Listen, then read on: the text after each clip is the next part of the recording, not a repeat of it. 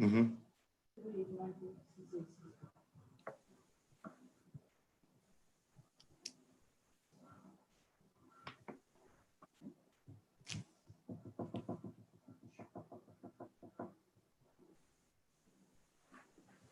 Want to bet. Yeah.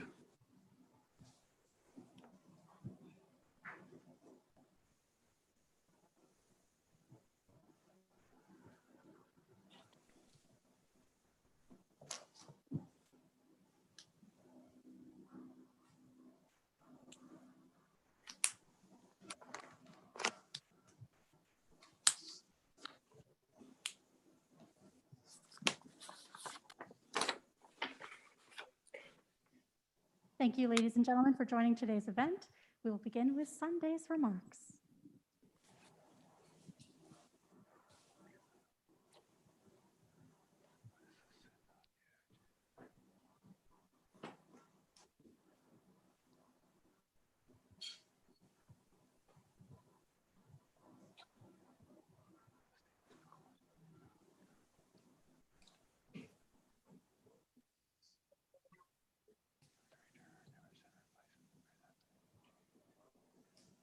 Okay. Good evening from Nigeria. These are trying times for us in Nigeria, but I want to welcome you all and appreciate your taking time to participate in today's event on promoting religious respect and preventing violence in West Africa, organized by U.S. Department of State, the McCain Institute, and the International Republican Institute. My name is Sunday Alao. I'm governance advisor of IRI in Nigeria. I would like to start off by acknowledging and introducing the speakers, the guest speakers for this conversation. We have firstly, Senator Sam Brownback, who is Ambassador at Large for the International Religious Freedom at the U.S. Department of State. Ambassador at Large Brownback formerly served as Governor of Kansas. He has also been in the U.S. Congress, first as a member of the House of Representatives, and then as a senator. We also have joining us for this conversation, Ambassador Mark Green, who is now the Executive Director of the McCain Institute for International Leadership. Ambassador Green is the immediate past administrator of the U.S. Agency for International Development. Before then, he was the president of IRI and had served as U.S. ambassador to Tanzania, and also had served as a distinguished U.S. congressman. He was in the U.S. Senate for 4 terms, representing Wisconsin 8th District. Interestingly, when I joined IRI in 2014, Ambassador Green was the president of IRI, and I had the honor of being welcomed by him when I led a delegation of Nigerian lawmakers on a study tour to the United States. We are indeed very privileged to have these 2 distinguished diplomats to speak to us on this contemporary issue that I have personally grappled with as a Nigerian, especially a Nigerian who is from the South Christian majority, but was born and brought up in the North Muslim majority sites in Nigeria. Before I bring on board Ambassador at-Large Brownback to offer his keynote address, I would just like to share briefly, just highlight few issues that has underlined religious freedom in Nigeria and indeed West Africa based on my personal experiences. And I would like to start by saying this conversation couldn't have come at a better time than now, owing to the ongoing youth protests calling for police reforms. We are all aware of the recent coup in Mali. We are also conscious of the political instability in Burkina Faso ahead of the November general elections.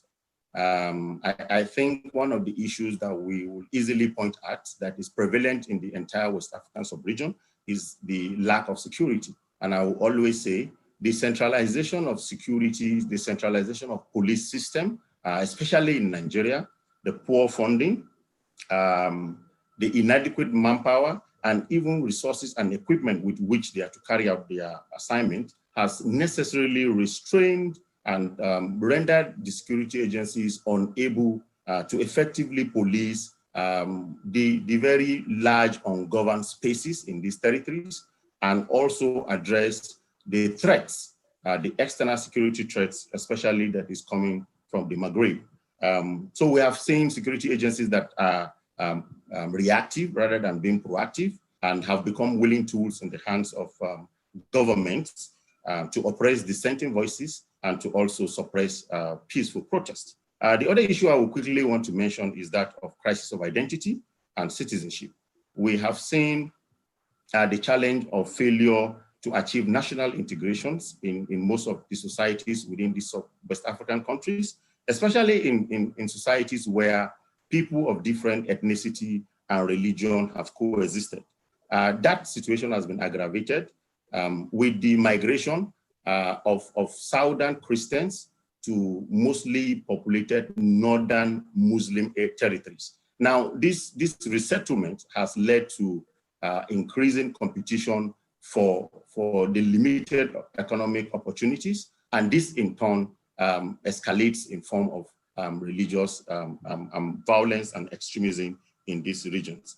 I will easily want to cite an example of my parents who are Yoruba Christians from the South, but migrated to the North in search of greener pastures. And they had the 6 of us in the North. So we're born and brought up within the Northern region, but we are still being considered as non-indigens. And by non-indigens, it means you do not have access to economic opportunities. You do not have access to effectively participate and benefit from the political right. So situations like that tend to increase the level of frustration among people who are resident in territories, and it also results into violence that takes the dimension of religion. Changes in climate is another issue I will quickly talk about. We have seen how changes in climate has led, created desertification and the shrinking of the Lake Chad, which has motivated farmers and herders to move to the southern part, most of them concentrating in the north central part of Nigeria. And well, an increase in the number of farmers with intense competition on the limited land space has led to a situation of the perennial conflict and clashes between farmers and herders, especially in this middle belt region. And I think the other one, by virtue of having worked in a democracy promoting space, one major thing I would like to talk about is the absence of good governance in most of these countries in West African sub-region. The original perception that democracy will breed economic prosperity has been lost on most citizens, especially the increasing youth population. Economic opportunities are shrinking. Jobs are nowhere to be found. Now there is a resort to the political process, because apparently that is the only access people have to government wealth. So increasing competition within the political space has also heightened tension and also led in so many times to conflict and violence, which of course eventually take the dimension of religion. So in essence, I think the escalation of religious violence within the sub-region may not have root causes solely in religious considerations, but they are a symptom of other issues that have persisted unaddressed over time. I must recognize the role the US government has played through various agencies, especially in promoting interfaith peace building. We have seen interventions to build the capacity of traditional and religious leaders to mitigate religious violence in their rural communities. The visit of Ambassador Green to Nigeria when he was USAID administrator in August 2019 validates that effort. Government is also trying. The Nigerian government, for example, has created the Nigerian Inter-Religious Council, which is providing a forum for religious leaders to interact, to understand the issues and how to live together. But however, I think there is a germane need for Nigerian government and all other governments within the sub-region to address the challenge of good governance. There is also a need to overhaul the security architecture. and to also equip them with the challenges that are emanating within the 21st century. The other thing that I think I'll just mention briefly is the fact that we have had several investigative panels to interrogate ethno-religious conflicts. Most of the reports and recommendations are lying in various shelves without looking at. So I think it's also time government to look at all these things. I would welcome Ambassador-at-Large Brownback to make his remarks, but I would also want to thank you for joining us. I appreciate your participation in this conversation and to wish you very, very fruitful deliberations. Thank you very much. Thank you very much, Sunday. Appreciate that. I want to also thank the McCain Institute for the chance to speak and to address this critically important topic today. And it's a great pleasure and delight to be able to speak at an institute named after a friend of mine, John McCain. I served with him in the United States Senate, worked with him on his presidential campaign, was one of his strong supporters during that run for president. What a dear man, loved him, great guy. And what a wonderful citizen of the United States and supporter of peace throughout the world. John McCain really did it. He lived it. He traveled it. He worked it hard. And so I'm honored to be on a platform named after him. I'm here to speak with you today, though, over our deep concern over the erosion of traditional and interreligious dialogue and what we have seen as a declining commitment to religious freedom in some parts of West Africa. We know the causes of conflict in the region are complex, but we have growing concerns about the ways in which religion is used to mobilize and justify violence, as well as great hope that religious actor engagement and a stronger commitment to religious freedom can support peace building. Religion is not a neutral force. It can be and will be used for good or for ill. We want to see it used for good. 2020 has seen rising violence in many parts of West Africa. Religiously motivated abuses and discrimination, while still low compared to other areas of the world, has been rising in recent years. Unfortunately, religion is increasingly being misused as a tool to mobilize and recruit individuals to engage in violence. This violence affects everyone, regardless of faith or ethnicity. Tactics such as collective punishment or heavy-handed militia attacks, military attacks, security force abuses, and communal violence can create environments that plant and water the seeds of resentment in individuals who can be manipulated and recruited by armed groups. And let us be clear, the vast majority of victims of so-called Islamist terrorist groups are Muslims. Last year, the U.S. Institute of Peace reported that Burkina Faso was experiencing the Greater Sahel's most severe spike in violence. This violence against Muslims threatens the traditional peaceful coexistence of all groups in the country. As security forces fail to halt terrorist and other attacks, the social compact of trust between a government and its citizens further erodes. In a report on Burkina Faso, the U.S. Commission on International Religious Freedom noted, quote, I guess we, in an age of Zoom phones, we just keep going. Attacks on both Muslims and Christian houses of worship and religious leaders have spiked, was their note. And they also noted poor performance and misconduct by government-affiliated forces are exacerbating the situation. In August, the Grand Imam of Djibo, a man known for bringing Muslim and Christian communities together in Burkina Faso, was abducted and later found dead. Other reports describe the rise of intra and inter-religious tensions. This is troubling, very troubling, for a region with a long history of modeling religious respect. In north-central Nigeria, long-standing resource conflicts have played out along ethno-religious lines over the past decade. And while the Nigerian government has deployed security forces to troubled areas, they've been unable to stop the violence and in some cases, regrettably, have made it worse. In northeastern Nigeria, Boko Haram and ISIS West Africa attack religious institutions and populations to draw more attention to themselves and drive wedges between communities. For example, Boko Haram killed 4 people in a market on the eve of Eid in July. Last year on Christmas Eve, Boko Haram also killed 7 people and abducted a teenage girl in a raid on a Christian village in Borno State. On December 26th, ISIS West Africa released a video of the execution of 10 Christians and 1 Muslim to avenge the death of ISIS leader al-Baghdadi. Leah Saribu remains in ISIS West Africa captivity since February of 2018. And why? Because she refuses to convert to Islam.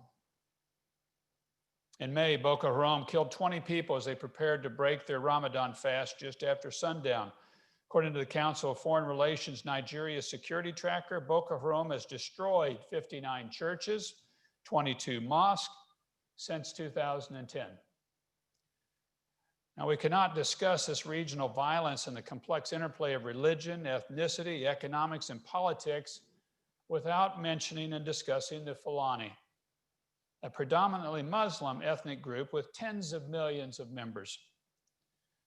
Lack of information about perpetrators of attacks is also a problem that leads to unhelpful stereotypes. For example, reports by USERF and the Africa Center at the National Defense University describe serious problems arising from the collective punishment of the Fulani people. As I mentioned, a predominantly Muslim ethnic group. As a whole, this is and due to the association of some of their number with violent groups. The role of religion in the violence associated with the Fulani people remains unclear. Violence both by and against Fulani groups clearly aggravates tensions across the region. There are also disturbing reports of continued inflammation of religious sectarianism, supported by voices and money from other countries, and in particular from the Gulf. While foreign influence is not the cause of such violence, it contributes to discrimination, sectarianism, and intolerance that can fuel violence and inhibit positive social and political relations.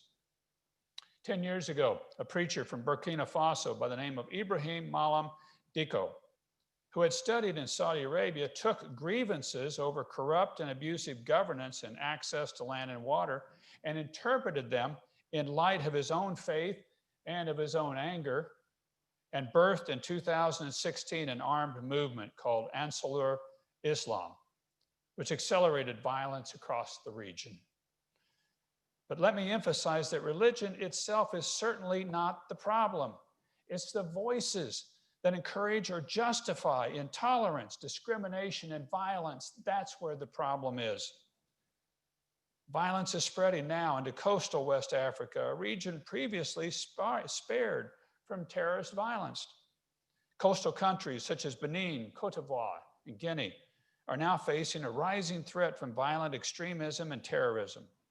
These governments must increase their commitment to good governance and respect for human rights. They must improve intercommunal cohesion and build greater resilience to violence, including fostering traditional religious dialogue. Just as the reasons for violence in West Africa is complex, so too are the religious dynamics. So we have to be humble as we engage the complexity of religion and its interplay with politics, economics, and societal factors in West Africa. But sadly, religious identity can be an effective tool to mobilize and recruit people into violence. On the other hand, thoughtful and respectful engagement with local religious actors who command trust and respect throughout the continent, and along with regional governments' commitment to religious freedom, continue to be an important part of a long-term solution. And that's what we're going to focus on today. Faith institutions and religious leaders working with government and other civil society groups all have very important roles to play in increasing dialogue and understanding and respect amongst each other's religions. Just as violence in the Sahel and West Africa has been driven by local community grievances, it will have to be resolved locally as well.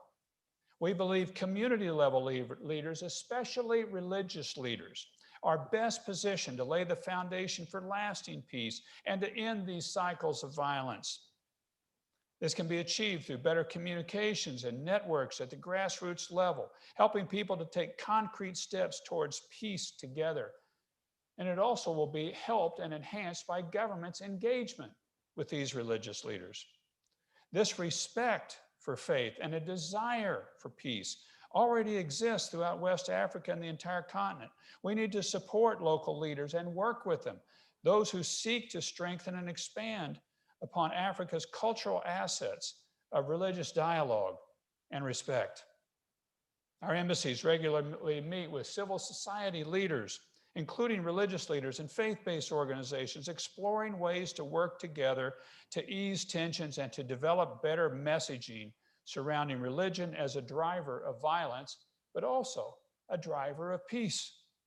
Religious leaders are often community leaders and influence local attitudes which shape both local and national politics. At the same time, we have to contend with the fact that many young people don't necessarily identify with older religious leaders or traditional institutions. So a key part of our engagement is listening to and partnering with young faith leaders, and in particularly these young religious leaders and students, to help move them towards peaceful resolution and engagement. In a conference I hosted last month, my office brought together over 300 educators, government officials, and civil society experts for a UN General Assembly side event called the Meeting on Education, Resilience, Respect, and Inclusion. We called it the MARY. We launched a discussion about how to better equip ourselves and our children to resist and challenge discrimination and disrupt the circulation of ideas that not only denigrate other people, but encourage violence against them. We heard about programs in places like Nigeria that bridge inter and intra-religious divides through work and education, and work with youth to preserve cultural heritage and thereby learn respect for diversity and for inclusion.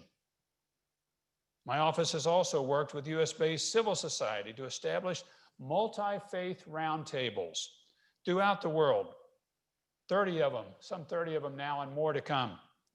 One of the first interfaith roundtables was started in Nigeria. These gatherings bring together people from all faiths to work through challenges, develop formal and informal networks among communities, and improve collective communication with local and national governments.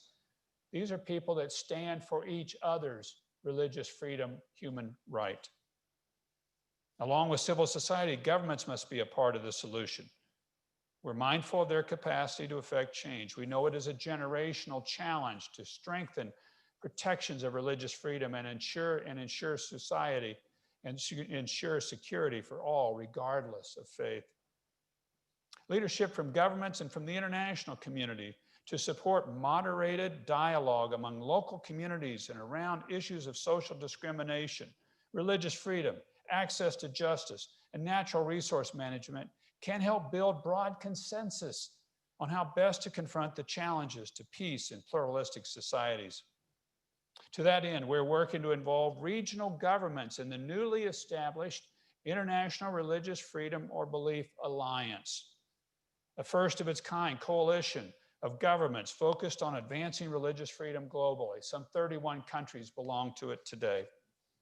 The Alliance advocates for freedom of religion or belief for all, which includes the right of individuals to hold any belief or none, to change religion or belief, and to manifest religion or belief either alone or in community with others in worship, observance, practice, and teaching.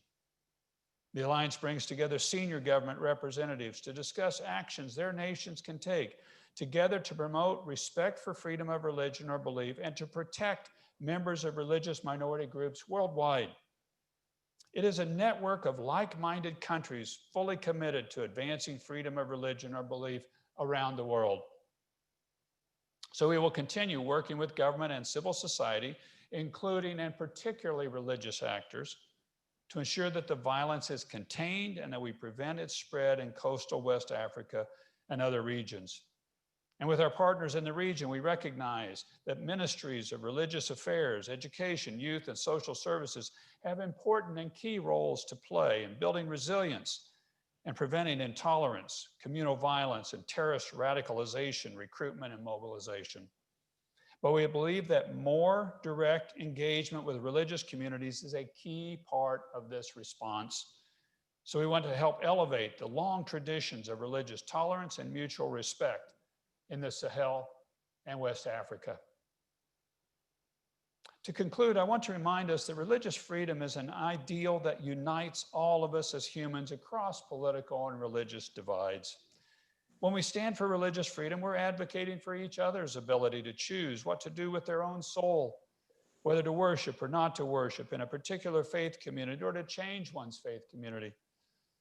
As a recent report of the Commission on Unalienable Rights noted, human beings never lose their unalienable rights because such rights are essential to the dignity and capacity for freedom that are woven into the human nature. The basis of all human rights, including religious freedom, lies in what the Universal Declaration of Human Rights calls the dignity and worth of the human person. Throughout West Africa and the Sahel, religion and religious identity form a core of personal identity.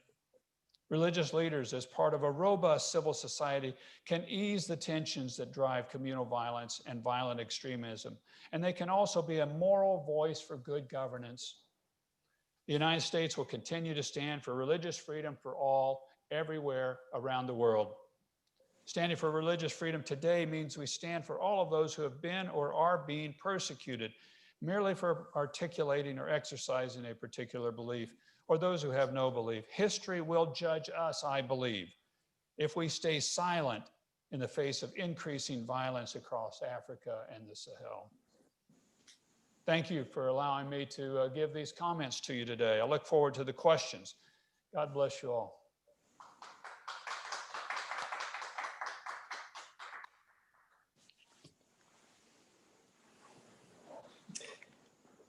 Ambassador Brownback, Sam, Yeah. thank you for those remarks and welcome again to the McCain Institute.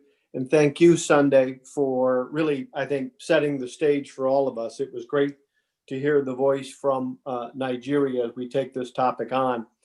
So, Sam, one thing that you made reference to that I'd like to build out a little bit, you made reference to the new alliance that you are launching or you are helping to launch right now.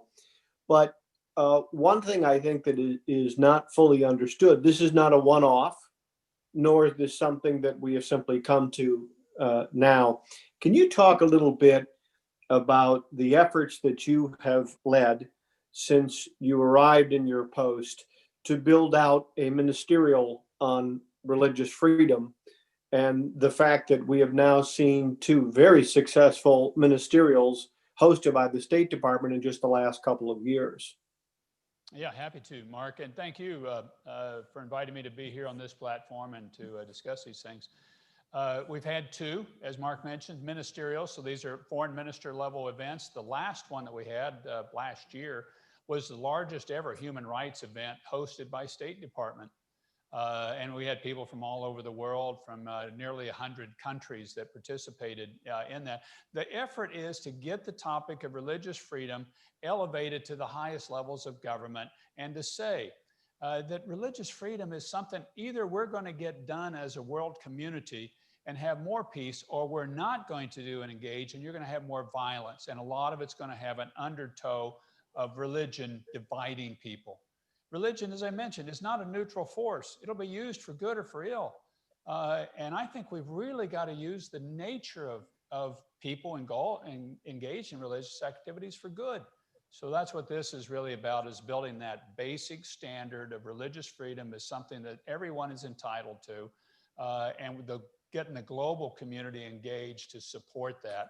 The third of these is going to happen next month in Poland. It'll be a virtual event because of COVID, obviously.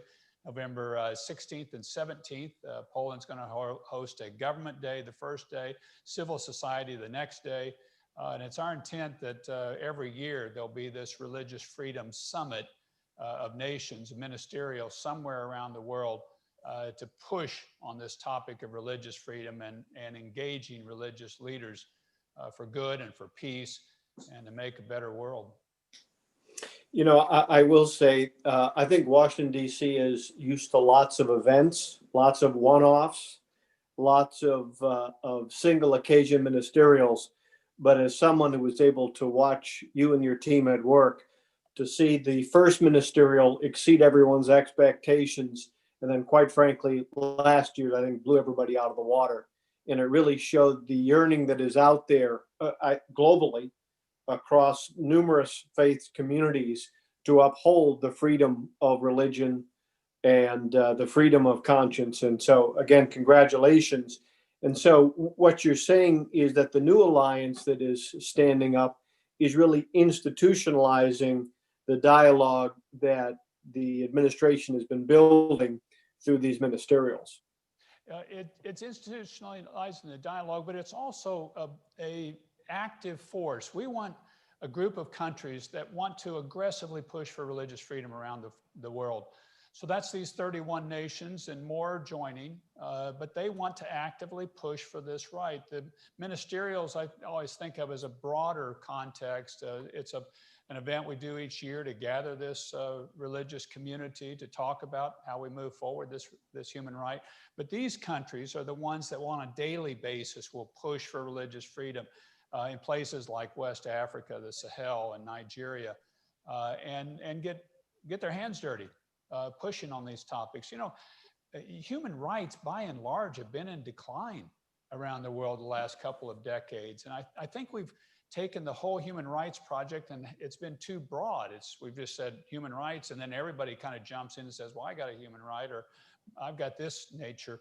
What we're trying to do with this is to get focused on one of them, a core one, and get a group of nations that are willing to push it everywhere around the world. And that's what this alliance is doing. And so far, we had a really good success during the COVID crisis of getting religious prisoners out of jail. Because in COVID, if you're in jail, you're more likely to be exposed to the virus and have a poor outcome. We got a number of them released. Even recently, a country I was mentioning to you released over 1,600 religious prisoners. So we want to keep that push up by this alliance membership. And the event that you did on the margins of the UN General Assembly is forward-looking to essentially work with building resilience in these countries, particularly focusing on the rising generation of youth. Yes, we really targeted education officials.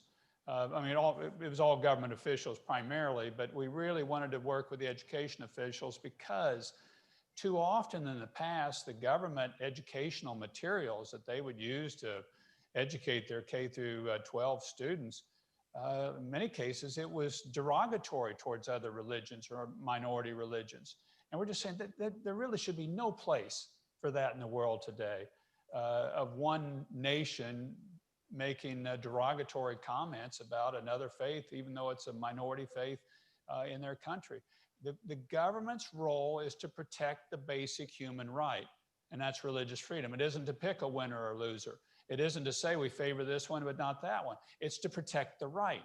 And that's what most have signed on in the UN Human Rights Charter from the 40s, was this basic protection of religious freedom. But it's more than that. Once a government does that, it really opens the way up to protecting more human rights and to having a stronger human rights record if you can get this tough one, religious freedom, right. You know, I think what you're talking about, the side event at UNGA and the alliance that you're launching, in many ways, that creates moments of clarity, just as your remarks did. And the moment of clarity is that when it comes to protecting religious freedom, we aren't picking winners and losers. This isn't a Christian thing or a Muslim thing. This is protecting the right of every human being to worship his or her creator. One thing you point out very early in your remarks that I think is so vitally important is that most victims, numerically speaking, of so-called Islamic extremism are in fact Muslims in West Africa. Isn't that right? It is. I just came from a recent meeting with a Shia cleric, and he noted how many Shia Muslims are persecuted around the world. West Africa, the situation there, we're seeing a lot of Muslim persecution. I noted the number of mosques that had been destroyed, along with the number of churches as well. But what we want to back up and do now is engage Christian and Muslim leaders and leaders of all faiths or no faith in this sort of dialogue and respect for each other's position, and to stand up for each other's position, to use religion as an instrument of peace. And we really need it in these places around the world where you have a real competition and intensity between Christianity and Islam. That's not the only place by any means, but we're certainly seeing way too much violence in some of these places where you have a very large Christian, very large Muslim population, and then the religions get hijacked by violent voices, wanting to use them for ill instead of for good. Yeah, and another moment of clarity is you point out that, and Sunday alluded to this in his remarks as well, that competition for limited resources isn't new. We've seen it in Africa for decades, if not centuries. What is perhaps new is the fact of the willingness of political elites to use that for their own purposes, and also outside forces to use it for their own purposes, to play to their base, if you will. And so much of this is being, as you said, done in the name of religion, when in fact it has no part in any faith in the world. It has no part at all. It has no part at all. But it's one of those fuelants that can fuel resentment and people in a system to do aggressive things. But it also can be used as a fuel to fuel peaceful things. And that's where, Mark, I get really disappointed a lot of times in us, in government, around the world, that we haven't figured out how to work better with religion. It's like we got this separation of church and state. So, okay, we don't work with religion at all. Well, the bad guys will work with religion and they'll hijack and they'll use it. Well, why can't we work with religious leaders and build in towards these better angels that are there, towards peace, towards caring for one another, towards loving one another, the golden rule, that you would do unto others as you would want them to do unto yourselves, and use that ourselves. I just think government has really been slow to the dance here, where the bad guys have been fast there to get and use religion, misuse, manipulate it, and we ought to be working with it for the better side, and to build for peace and for prosperity for people all over the world. And I think you're starting to see more governments engage that way, and we need to. So really, when we talk about religious liberty, it is not only the protection of the individual's right to worship as he or she sees fit, but it's also to be able to work with traditional faith leaders to reach communities, to reach places that government is either incapable of reaching or unwilling to reach. And in many ways, that can be part of the answer in taking on some of these conflicts. Absolutely. I mean, you did it while you were AID director in Northern Iraq, working through religious institutions in a dynamic new program. I remember my first trip into Sudan. I flew into the south in a bush plane, and these were areas that were being bombed by the North at the time. This was before there was a South Sudan. And I saw a little 5'0" young lady working there, a young woman that was obviously not from the region. And I said, "What are you doing here? The Marines won't even come in with me." And she was with Catholic Relief Services, helping out the people that were being bombed in that community. And I'm going, the Marines won't come in here, but you're a little Catholic woman, and you're here helping out people. Yeah, well, that's what we do. And that's what a lot of these groups do all over the world. And we've got to learn to be willing to work with, and in many cases we do. I just think we've got to be much better at it, and not let these religions be misused and abused, as we've seen really over the past, really since before 9/11, but intensely since 9/11. Sunday made reference to the trip that I took to Nigeria in 2019, and I met with a number of community faith leaders, traditional faith leaders. And what was striking to me was not only their deep concern about how their faith and other faiths were being used for bad ends, misused, abused, violence in their name, but also they asked us to do a better job of listening to them, that in many ways they can be early warning signals, that they're often the ones who will see strife and see frustration and alienation long before weak government institutions will. Is that something that we need to do more of? Oh, absolutely.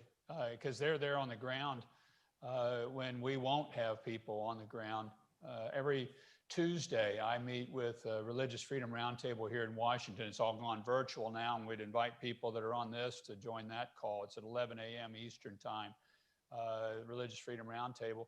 But a lot of it is about hearing from these religious groups or para-religious groups that are civil society organizations associated with a various religious group, and telling us who's recently been arrested, what's happening in a particular remote part of the world, because they're hearing from people there quickly. And now we've got to process the information to make sure it's accurate, but I find often they're the first there with the best information and can warn us about what's going to be coming in the future. You referenced in your remarks that some of the conflict that we're all reading about is made much worse by foreign influences, outside influences. Can you expound on that a little bit? Well, unfortunately, you have several countries in the world that are feeding into the religious dispute and will use a religion hook or base to push off of. We've seen that, as I mentioned, there's some Gulf money and influence in some of these places into West Africa. We're seeing that being used by several other countries as well. In some cases, Mark, it's not a kind of a direct, okay, go shoot that guy. It's much more of a training of, here is why you should dislike this religious community. Here is why we are better than they are. Here is what we're going to do to build up this faith at the expense of another one, not because it's just a competition of in the marketplace of ideas, theological ideas, but because we're better and we should oppress them. That's what I mean about governments using this, and we've seen way too much of that in the past. Now, I will say, in some places, we're seeing that reduced for the amount of that influence taking place, but it's still something we push back aggressively against wherever we see it.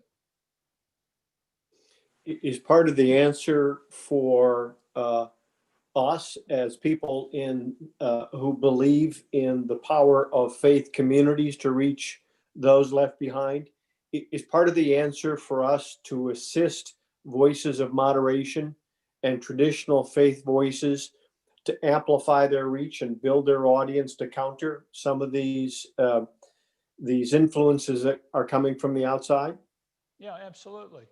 I think in some respects, what we really need to do is observe how successful the bad guys have been at co-opting in places, religious communities or religious leaders or a religious brand to get adherence. And we need to say, well, we're not going to let you run that play. We're going to confront you. We're going to work with more moderate voices. We're going to work with voices of peace to build them up, to have maybe our aid programs distributed through them to be a support to them, to build their voice up. We need to amplify their voice. And then I think we also need to get national and global religious leaders to come together around this notion that religion is an instrument of peace. We've got this Abrahamic Faith Initiative where we have Muslims and Christians and Jews coming together at top theological levels around the single thought that our faith does not support the use of violence in promoting the faith. Now, everybody's got their just war doctrine, and that's a separate issue. But in promoting the faith and evangelizing the faith, we do not use violence. We abhor the use of violence. And they're putting together documents to support that view. And we need to get more top religious leaders to be out there and have a strong voice, a clear voice, and we need to magnify that voice to push for peace. Think how much better that will be for countries like the United States, that we're in so many places around the world. There's so many conflicts, and so many of these conflicts have this religion misuse underneath that's kind of fueling the fire. If you could get that fire suppressed, would be so much better for us, but so much better for the world. One part of your remarks that really caught my attention, you point out that Boko Haram is in many ways getting attention, recruiting attention, building their adherence, if you will, by targeting religious institutions, both churches and mosques. And since 2010, 59 churches and 22 mosques have been destroyed, all as a way of getting attention, I guess. It is. And then you notice the timing of it too. The night before Eid, the day after Christmas, the video is released right when you've got these heightened religious days of the year and people being shot, beheaded. The beheading that recently took place in France. You know, and such a brutal, horrific, graphic thing, and that's how they draw attention, and that's how they get more adherence. We've got to aggressively push back against those terrorist groups, number of which, Mark, are really gathering and trying to push a more aggressive stance in West Africa.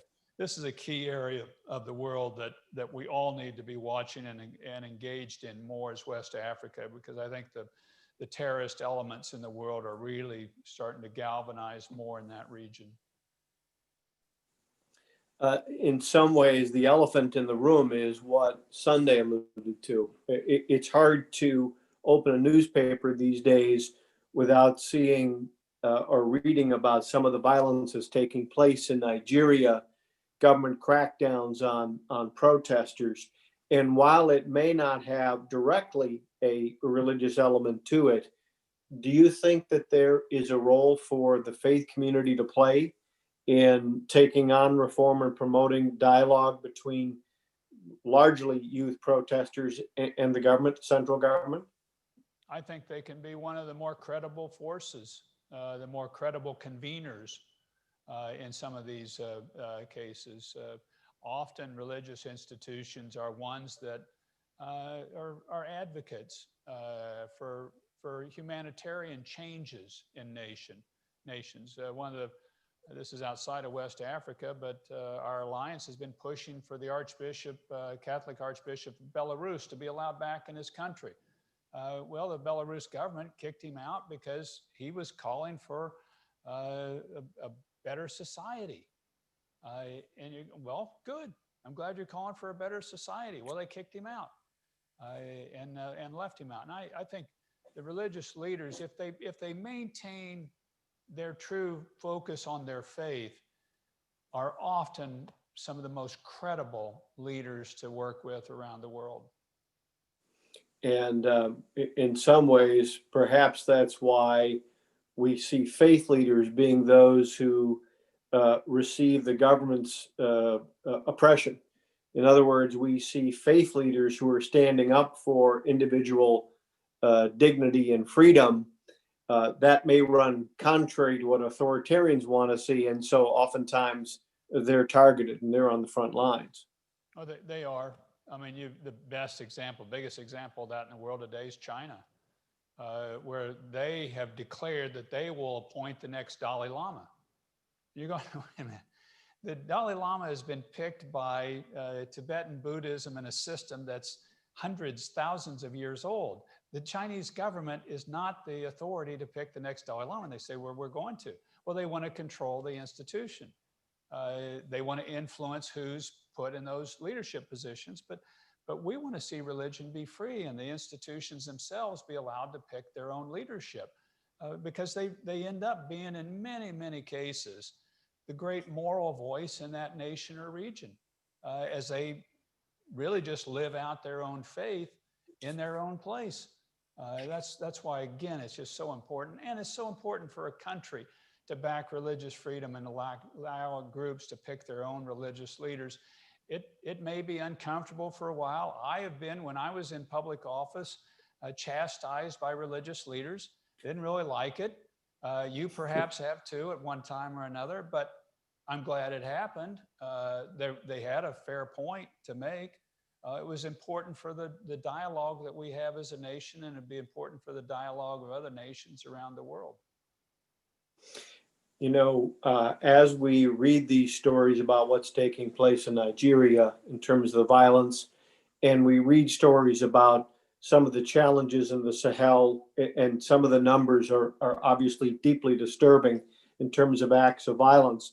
But one of the things that has struck me about your work and your approach to your work is your relentless optimism.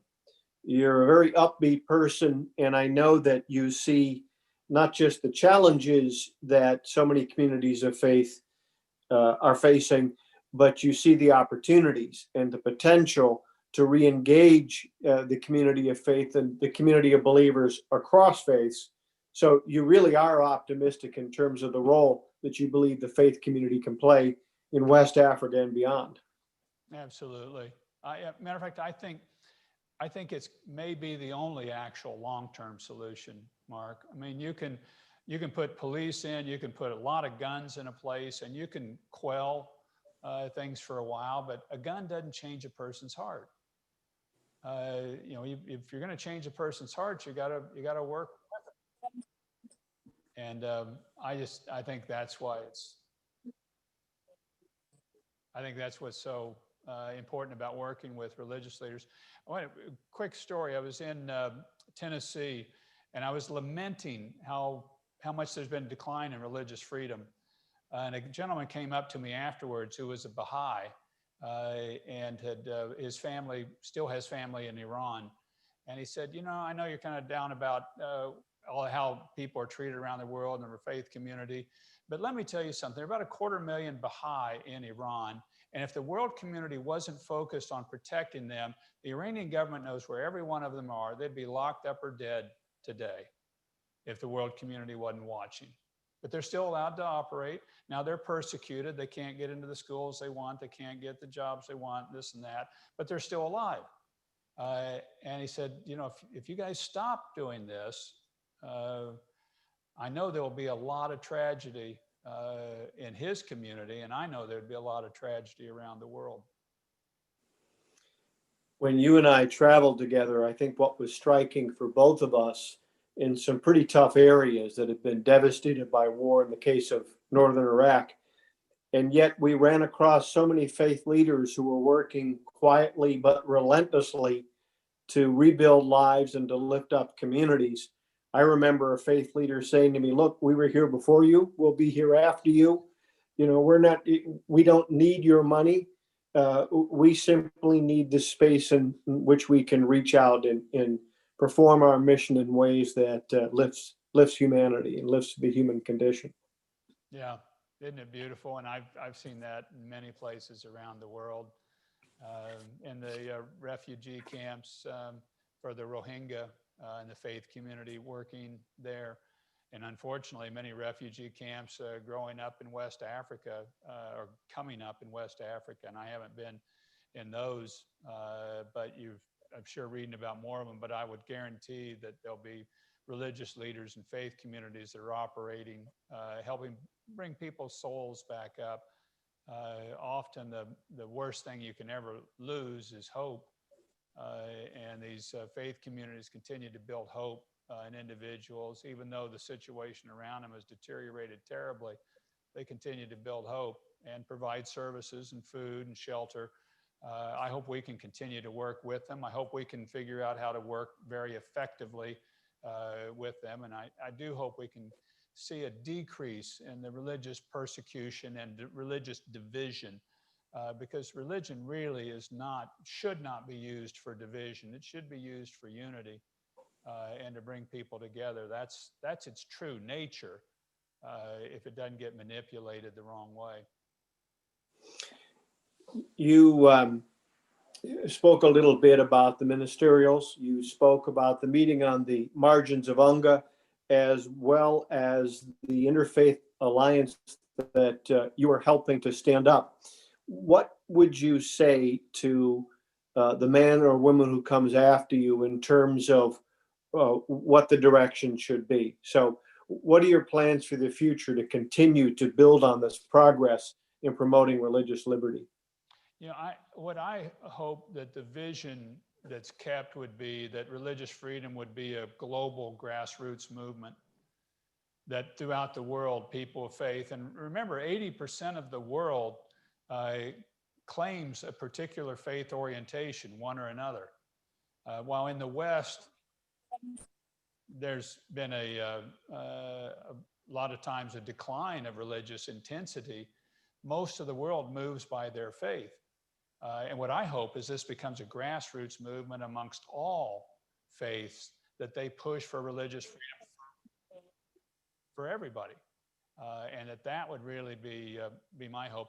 The human trafficking movement has done a great job of really becoming a grassroots mobilization with lots of local efforts. That's what I hope we can see the religious freedom movement be. And based on what I saw at the last ministerial, a huge portion of those in attendance were in fact from Africa and from West Africa and across faith traditions. They were, and I think more to come. I think this administration really deserves a lot of credit for promoting religious freedom and building it up and making it into a topic. I was talking with a lady the other day. She was saying, you know, as people lifted up this rock on top of religious oppression and they saw all this oppression, it's like, wow, where did all this stuff come from? All this difficulty, all this persecution.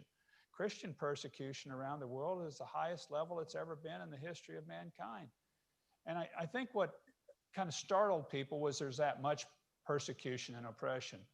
I think the opportunity is that once people see it, then they start saying, well, we should do something about it and we should engage. And I think you're seeing more and more countries and more governments do that. And I think you're seeing more and more people say, well, this is a fundamental human right. This is part of my dignity. I don't have to do what anybody tells me to, because this is part of me as a dignified individual. I do think that those thoughts are getting a stronger rootedness, and that governments are seeing religious freedom as their role, not picking a favored religion as their role. We've got work to do in that space, but I think it's coming along. Sam, my congratulations to you for your leadership, all that you've accomplished. I think it is one of the most important contributions this administration will make in America's foreign policy. Towards the end of your remarks, you said, history will judge us if we stay silent in the face of increasing violence across the Sahel and Africa. You have not been silent, and you've done a tremendous job of building an alliance across the faith communities in ways that I think may not be the entire answer, but they're an important part of the answer. And working together, I think we have a bright future in not just across the Sahel, but globally in the protection of this fundamental human right. Ambassador Sam Brownback, thank you for all that you've done. Thank you for joining us today. My friend Sunday, I wish I were with you. Thank you for your kind remarks and setting the table. And thanks to everybody who's tuned in today. I hope you see this as I do, as an important moment in religious liberty and in the progress of the elevating of religious liberty in America's foreign policy. Thanks, everyone, and take care.